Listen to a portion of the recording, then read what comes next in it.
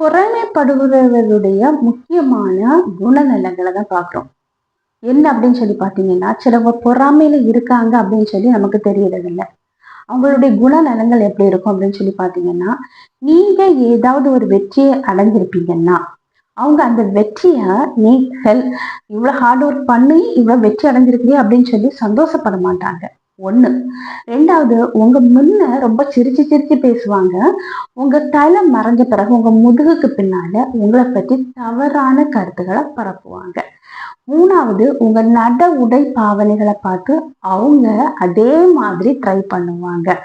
நாலாவது பாத்தீங்கன்னா, உங்க வளர்ச்சியில எந்த ஒரு சந்தோஷமும் பட மாட்டாங்க. உங்க வாழ்க்கையில நீங்க கீழ் நிலையில இருக்கிறத பார்த்து சந்தோஷப்படக்கூடிய முதல் ஆளா அவங்க தான் இருப்பாங்க.